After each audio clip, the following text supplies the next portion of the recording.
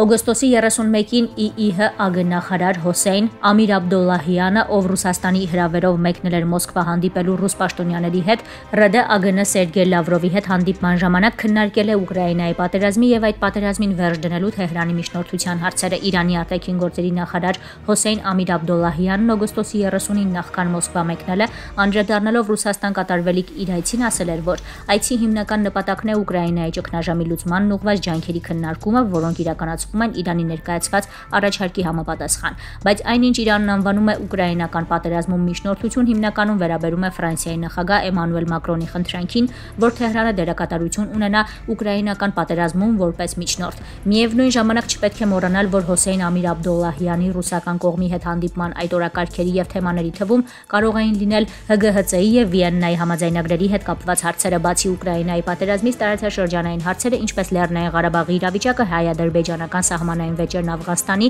Սիրիայի եւ Մերձավոր Արևելքի հետ կապված հարցերը եղել են Լավրով-Աբդոլլահյան հանդիպման օրակարգում։ Իրանահայ քաղաքական մեկնաբան Սահակ Շահմուրադյանի կարծիքով ակնհայտ է, որ ԱՄՆ-ի եւ Արևմուտքի կողմից Իրանի նկատմամբ գործադրվող ճնշումների, Իրանի դեմ սահմանված պատժամիջոցների եւ ՀԳՀԾ-ի շուրջ Վիեննայում ընթացող բանակցությունների անորոշ հեռանկարի ֆոնին եւ մյուս կողմից Ուկրաինայի պատերազմի հետևանքով ՆԱՏՕ-ի եւ հատկապես ԱՄՆ-ի եւ Բրիտանիայի կողմից Ռուսաստանի դեմ դիվանագիտական, ռազմական եւ քաղաքական ուղղակի սեղմումը ավելի է մոտեցրել Թեհրանին Մոսկվային, այնպես որ Իրանի եւ Ռուսաստանի հարաբերություններն օրեցօր ընդլայնվում են, կողմերն ունեն քննարկելու թեմաների լայն շրջանակ եւ դա պահանջում է երկու երկրների պաշտոնյաների պարբերական եւ սերտ հանդիպումները, իհարկե նկատի ունենալով Մոսկվա-Թեհրան հարաբերությունների ընդլայնումը, որն արդեն քաղաքական եւ տնտեսական հարաբերություններից անցում է կատարում ռազմական եւ աշխարհաքաղաքական որոշակի մակարդակում, համագործակցությունների մակարդակի արևմտյան որոշ ուժեր, ինչպես նաեւ ՀԳՀԾ-ի բանակցությունների անդամ Ֆրանսիան ցանկանում են, որ Թեհրանը ակտիվ դերակատարություն ունենա Ուկրաինայի ճգնաժամի կարգավորման հարցում։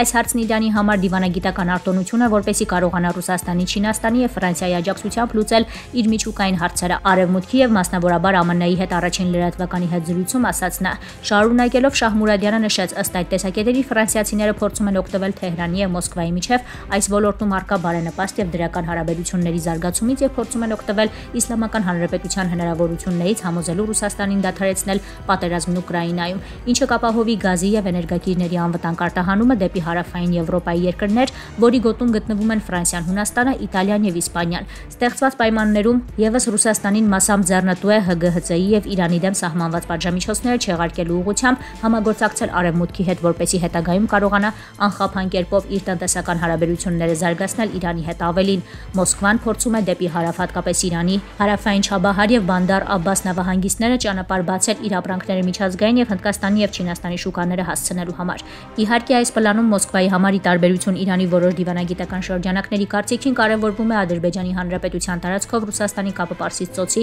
իրանական նավահանգիստների հետ, ինչը կհանգի նախ Արցախի օտարմանը Հայաստանի տարածքից եւ մյուս կողմից Թուրքիայի անմիջական պահանջով եւ Մոսկվայի թաքուն համաձայնությամբ եւ կամքով ռուսական երկաթուղային ընդհանուր գիծը Ադրբեջանի տարածքով եւ Հայաստանի Սյունիքի մարզի վրայով միացնել Նախիջևանի ինքնավար հանրապետության եւ այնուհետեւ այն տարածել դեպի Թուրքիա։ Սա իհարկե այն հայտնի պլանն է, որը ըստ Թուրքիա-Ռուսաստան բարեկամական դաշինքի եւ պատվերով Ադրբեջանի բռնապետ եւ ագրեսոր ռեժիմի ղեկավար Ալիևը բազմիցս իր ելույթներում այն բնութագրում է Զանգեզուրի միջանցք կեղծ բանաձևով։ Համենայն դեպս այս սադրիչ պլանը հակասում է Իրանի Իսլամական Հանրապետության տարածաշրջանային եւ ռազմավարական երկարատև ծրագրերին, քանի որ Իրանը կողմ է հյուսիս-հարավ նախաձեռնությանն միաժամանակ երկու ուղղություններով։ Առաջին Իրանի հարավային նավահանգիստները Հայաստանի եւ Վրաստանի վրայով դեպի հյուսիս ձգվող ցամաքային ճանապարհով միացնել Սևծովի մերձափյա արևելյան Եվրոպայի տարածաշրջանի երկրներին, երկրորդ Իրանի երկաթուղային ընդհանուր գիծը հարավից դեպի հյուսիս միացնել Ղազվին, Ռաշտ, Աստարը, ապա Ադրբեջանի Աստարը նավահանգիստ եւ այնտեղից միանալ Ռուսաստանի ընդհանուր երկաթուղիների ցանցին, ընդգծեց նա։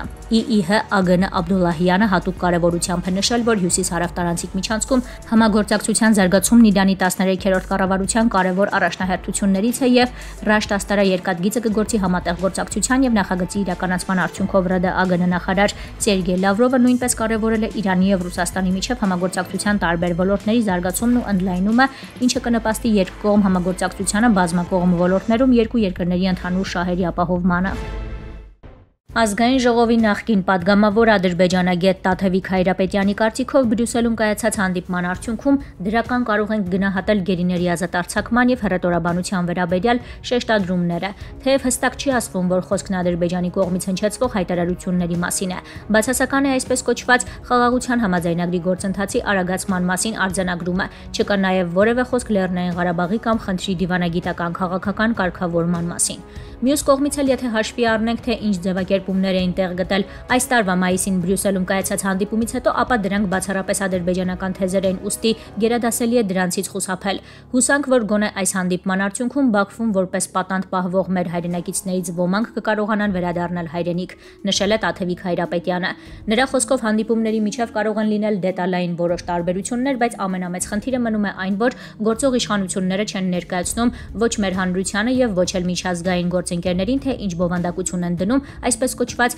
խաղաղության դարաշրջանի օրակարգի ներքո։ Ադրբեջանն էլ է ասում, որ ձգտում է խաղաղության, բայց այնպիսի պայմաններ է ներկայացնում, որոնց իրականացումը հավասարազոր է հայկական պետականության ավարտին։ Սա է ամենակարևոր հարցը։ Հայաստանը ներկայացնող քաղաքական թիմը ունի ձևակերպված օրակարգ, իր առջև չի դնում խնդիրներ, չկա տեսլական Արցախի հարցում։ Քաղաքացիական պայմանագիրն իր նախընտրական ծրագրից վաղուց է հրաժարվել, որտեղ արձանագրված էր, որ Արցախը չի կարող լինել Ադրբեջանի կազմում, անգամ Շուշիի եւ Հադրութի դեօկուպացիայի հարցը կար։ Այժմ այդ ամենից իրենք հրաժարվել են, բայց հայտարարում են, թե մանդատ ունեն խաղաղության հաստատման համար, սակայն հասկանալի չէ, թե ինչպիսի բովանդակություն ունի այդ խաղաղությունը։ Սա է թիվ 1 հարցը, ընդգծել է ազգային ժողովի նախկին падգամավորը։ Ըստ պաշտոնյական տեղեկատվության քննարկվել են սահմանագծման սահմանազատման առաջիկա աշխատանքները, բայց Արցախահայության համար կարևորագույն անվտանգության եւ դրանից բխող կարգավիճակի հարցի մասին խոսք չկա։ Այս պահի դրությամբ հիմնականում համանախագահող երկրներից Ֆրանսիայի եւ ԱՄՆ-ի ներկայացուցիչներն են խոսում կարգավիճակի կամ խնդրի դիվանագիտական քաղաքական կարգավորման կարևորության մասին,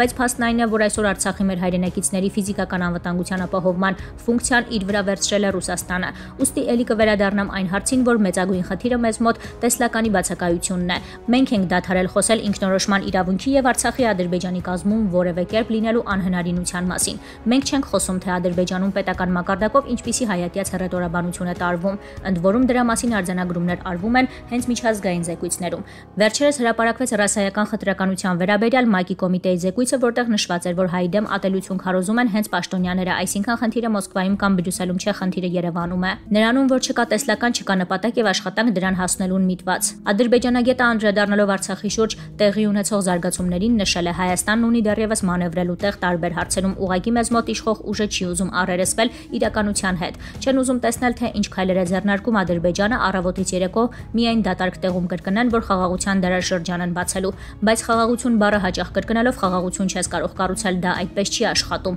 Խաղաղության եւ անվտանգության թիվ 1 երաշխավորը Մարտունակ բանակն է, հիմա իրենք օրինագիծ են շրջանառում, որ գումարի դիմաց մարդիկ խուսափեն ծառայությունից։ Սա ոչ միայն սոցիալական անարդարությունը խորացնող օրենք է, այլև ուղղակի անթույլատրելի է։